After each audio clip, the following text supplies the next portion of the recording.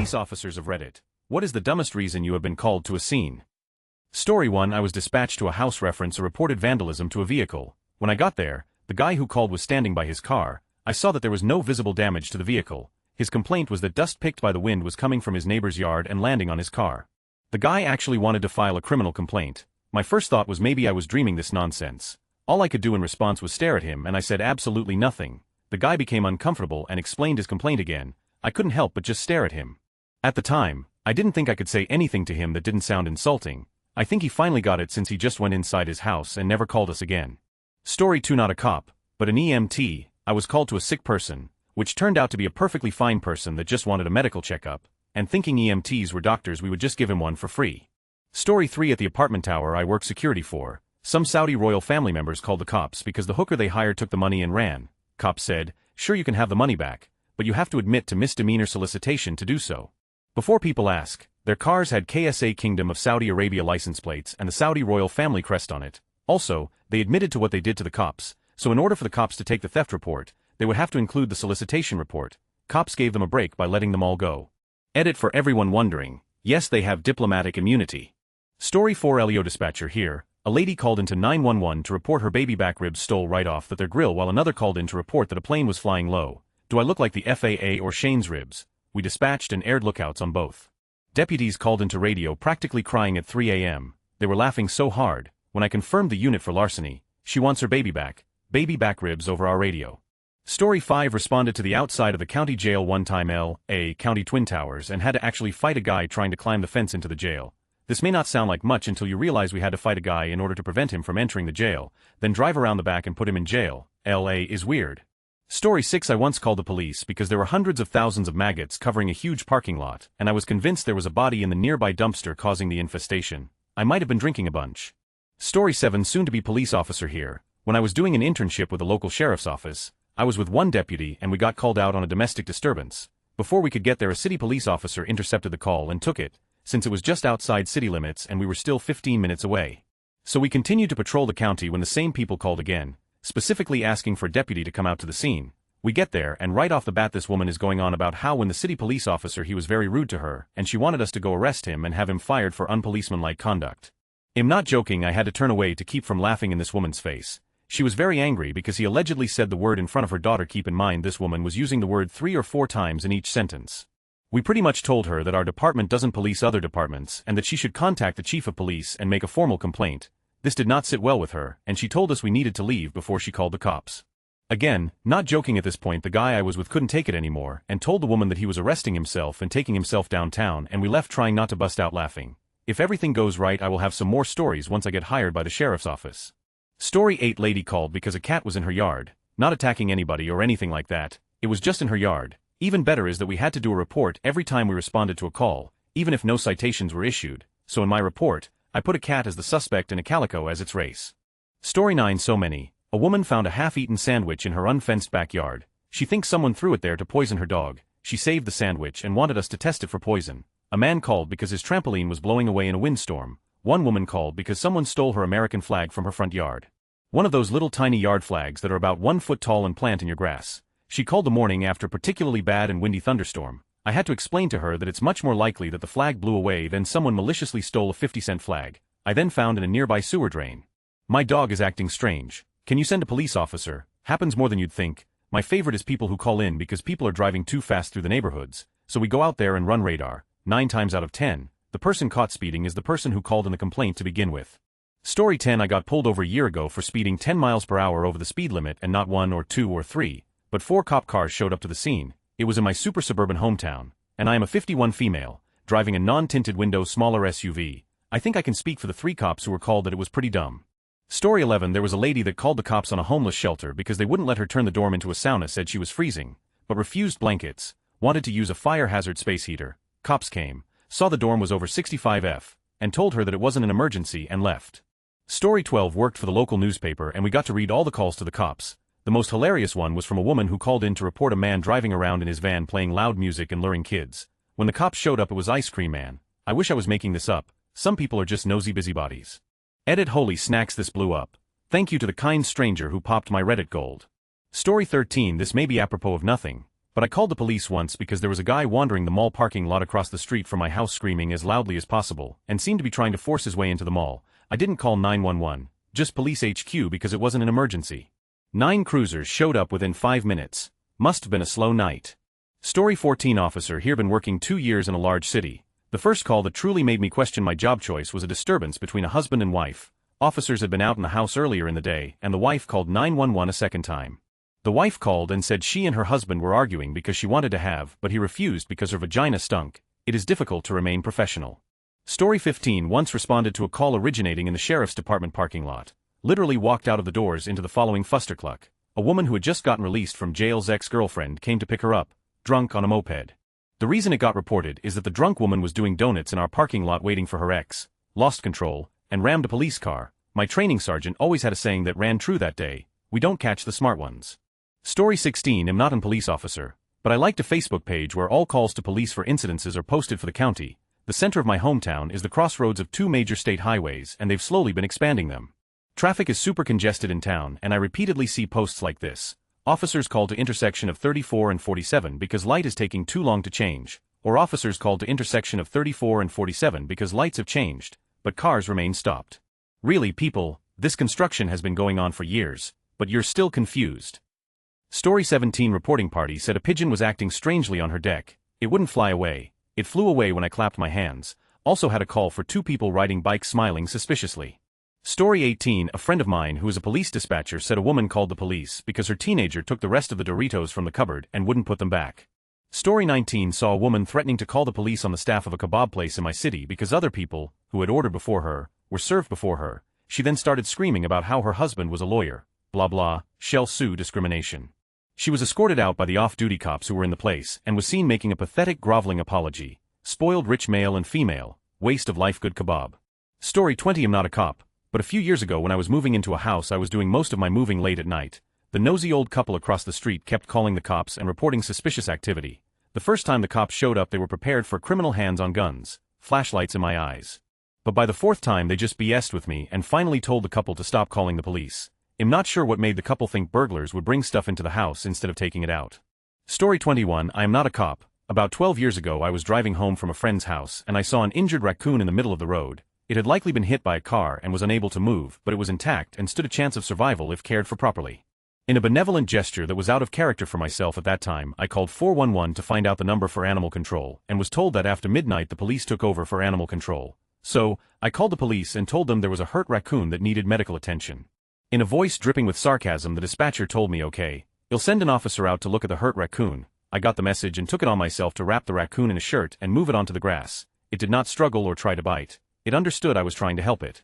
In all likelihood it died on the lawn later that evening, but it didn't get run over. That night I had a dream where a human-sized raccoon fed me amber liquid. I don't recall having ever tasted scotch before, but I instinctively recognized that that was what I was drinking. The next day I bought a bottle of scotch and it was the same flavor for my dream. The bottle was empty by the end of the weekend and I wasn't sober again for years. I was living under a bridge by the end of it. It took everything in me to overcome the crushing grip of alcoholism, but I finally got my together. This April makes 7 years I've been sober. Story 22 a woman called 911 at 5 a.m. to report her son would not get up to wash the dishes. She went to jail. Many are asking why she went to jail. Misuse of 911 is a crime in my jurisdiction. One's child not doing the dishes is not a valid use of 911 services. Story 23 so this semester in class a student had lost the lock for his bike. So he brought it into the classroom and set it against the back wall. This was against the rules because in a 200-person lecture hall 100 bikes would crowd the room. However, this was a spacious classroom with 20 students. The professor said that he did not mind the bike being there. Well, the professor next door did mind. He saw this guy bringing his bike inside and told him it was against the rules. The student said okay and walked past. Next week professor sees the bike again and says if you bring that bike in here again I'm calling the police. The student laughs it off and walks past. Next week during class there was a knock on the classroom door. 4 police officers had shown up. One had her hand covering her face in embarrassment and said we received a call that said there was a bike in here which is against the rules making this trespassing.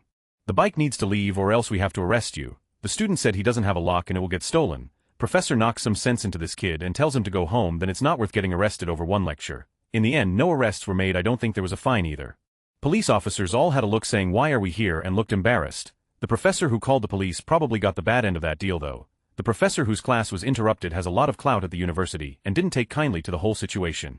Story 24 I went to a house for suspicious footprints in the snow. The footprints led to the oil tank. so I checked the mailbox with the homeowners and found an oil delivery receipt. Oh. Story 25 TLDR. Our landlord called the police over 2 and a few cigarettes. Backstory, we live in a 3-family home, and our landlord had agreed to rent the upstairs apartment to a couple moving from out of state without meeting them, after getting a good reference about them from the man who was hiring one of them to work for him.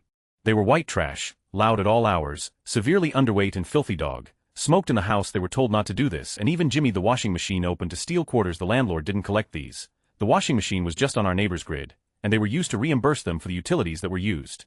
We shared a common entryway with these garbage people, and my boyfriend left his jacket out there. In the morning, the last few cigarettes from his pack, and $2 were missing. He called the landlord to let him know. At this point our landlord was desperate to get them out, and was trying to build a case, and our landlord called the police. An officer had to come over and take a report. We felt kind of silly. Story 26 Paramedic here, and I know these stories are a dime a dozen. They wonder why we burn out. Some favorites minus 50-year-old woman to clean up after she defecated on the floor. Call came in as abdominal pain, 2 a.m. of a 20-hour shift. Minus 30-something-year-old who called in the middle of one of the state's worst blizzards in recent memory for cracked hands aka dry skin. The 58239829239 drunk homeless calls I respond to a day because they are drunk and denied shelter. Will come in as chest pain, the man paraquadriplegic with leg pain whose motorized wheelchair had died and thus prevented him from getting to the shelter before it was full, would not leave his wheelchair that I can neither lift nor transport, had a hand push it a mile down the road to the shelter. The man who had been somehow practicing karate at a closed gym, torn his and was waiting my arrival with 5 bags which I was instructed not to forget. Edit: this dude was also wearing a cheetah bathrobe, pinstripe pajama pants, and had hair like Doc Brown from Back to the Future. The man who was allergic to water and stuck in the rain, the woman who was having trouble seeing because her light bulb blew out, the teenager who made me walk 8 miles, off the trails and down a cliff with all my gear, 3 engines, and the state PD because she didn't feel like walking out. Call came in as female feeling weak. To literally transport a dog and its unhurt owner to the hospital because it was close to where they lived. Their vehicle was disabled post MVA. Insert every my neck me back me lawyer call. Insert every if I go in by ambulance it will be faster than waiting at the ED call. Breaking news, I bring you to the waiting room. These are all I can remember right now, but you get the point. Needless to say, I went back to school. Story 27 My neighbors have reported the following lawn clippings on their sidewalk. Apparently my dad, who was in a hospital, blew the clippings onto their walk, not having a fence around an above-ground pool, and worried their 18-year-old kid is going to drown. Yard has a fence around it, but pool itself doesn't have any barriers. It complies with local bylaws. Our dog barking overnight. We don't have a dog, but they do. Our car being parked in our driveway and they didn't have enough room to erect a non-compliant fence, the fence partially falling over because it was installed incorrectly, having a fire in legal fire pit. Worried it's going to burn their house down, which is 40 feet away, having our camper parked in the driveway, and not being able to see out their window. The only thing they can see out that window is the outside wall of our house. And a tree. I have dumb neighbors. This isn't even everything, just what I can remember off the top of my head. Story 28 My uncle is a firefighter in Florida and I got to ride along with them for the day in the truck. We got 3 calls during the day. 1, a lady called saying she was too fat to get into her car. Upon arriving she was in her car. 2, a guy called saying he saw a giant fireball in the trees in his backyard. There was no sign of any fire when we got there.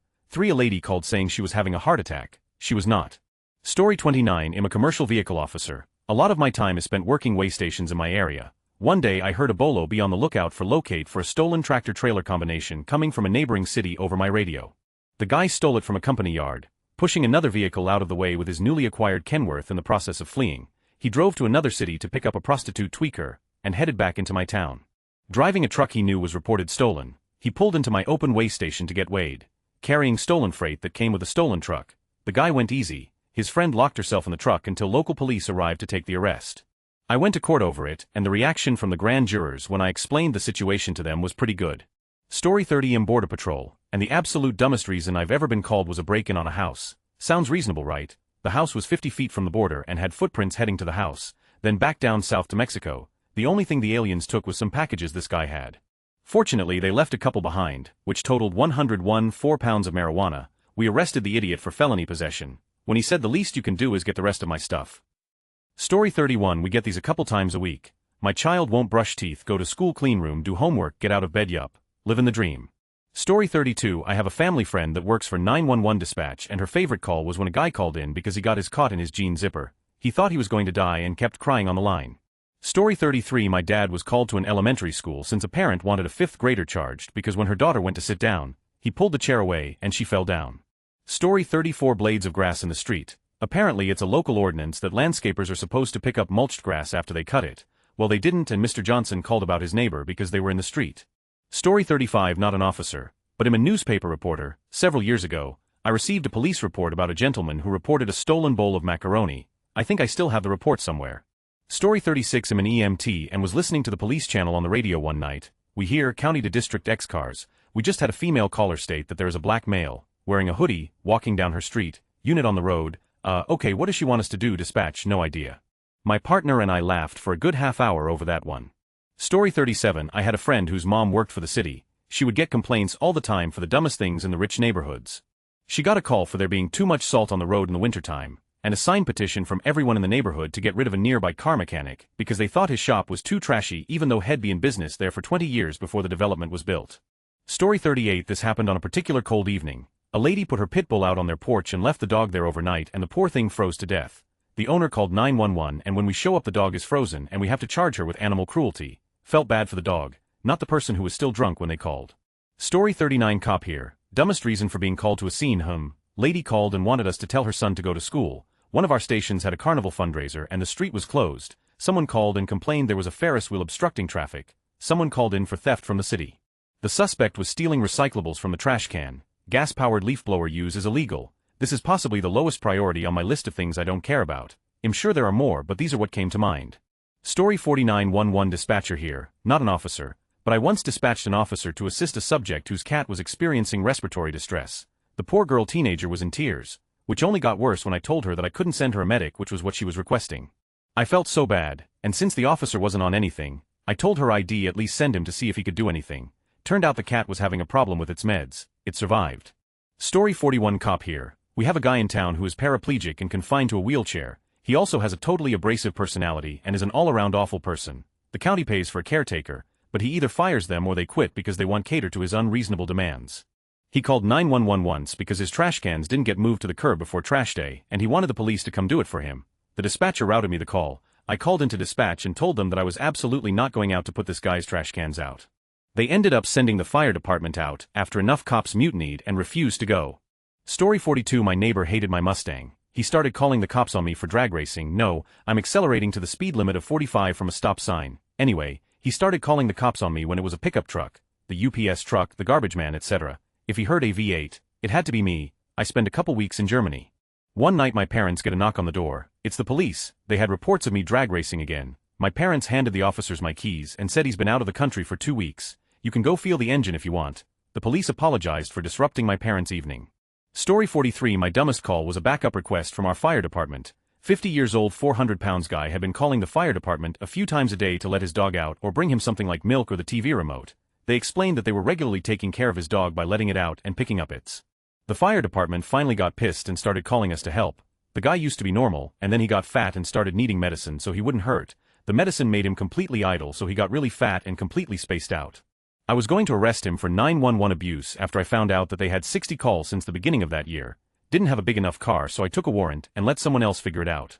Story 44. My grandma was recovering from surgery in the hospital once. She had to share the room with a senile woman. I was really young, but this woman was so memorable. Whenever she needed something, hungry, bed raised, whatever, she would dial out to 911, like multiple times in an hour, because you call 911 for help. I guess eventually dispatch called the hospital and told the nurses station what was happening, and they had to go in there and talk to her about it. Hilarious though. Story 45. Not sure if I'm late to the party, but here you have Eat as a cop. I get asked frequently about the most call I've ever taken. What's the scariest, the creepiest, the weirdest, the funniest, or the stupidest call I've ever taken? Over my 11-year career, with an additional 3 as a crime scene tech, I've seen a lot. When you think you've seen it all, you come to work the next day and get surprised again. Because of that, I usually have to pause for a while to try and remember what specific story I think they'd want to hear. When it comes to stupid calls, the list is extensive. There's the mother who called because her 6 and 8-year-old sons were fighting over Pokemon cards. There's the lady who called to report feral cats in her home, which turned out to be 2 kittens that were less than a month old. There's the guy who called to report that the ducks in the pond behind his home were snoring and keeping him awake. Admittedly, that was my top winner for a long time, but I feel like early last year, a new winner arose to accept the stupidest call I've ever been to. The call, which was initially reported by a third party, came out as a disorder in a parking lot. 2 men were outside of their vehicles, arguing with each other. Then, while I was on my way, one of the involved parties called and said that a person was blocking him in. That's not too uncommon. Many people make many bad decisions. I think blocking someone in is pretty high up there on the bad decision scale, but I've seen it. Someone takes your parking space, which really brings up the argument. What makes a parking space yours? Block 'em in. Did someone cut you off, tailgate you, merge into your lane, or do any other traffic movement that led you to feeling offended? Follow them until they park, and block them in. Baby mama drama. Why not argue loudly outside, and block her in so she can't leave before you have a chance to fully express how upset you are? Boss didn't pay you on time. Block his car in with yours until he pays you. It's sure to work, but see, what people don't realize is two things. The person being blocked in isn't really blocked in, because they could get out of their car and walk away. In fact, the aforementioned boss exited his car, went into his office, and called the police to report that he was being detained and kidnapped. The other thing that people frequently forget is that there are millions of guns in the US, a vast amount of them in my state alone. And the worst thing you can do to someone who is already emotional and angry is to corner them. It's much wiser to park elsewhere, note the plate, and call the police, or evaluate the situation in your head, and decide whether it's really worth your time, effort, and frustration because they merged in front of you. Or maybe, just maybe, you could head home to your family, have a glass of wine, and watch the Modern Family Marathon. But back to my call. As I'm driving, I'm speculating on the possible options I could be facing on my arrival. I pull into the parking lot.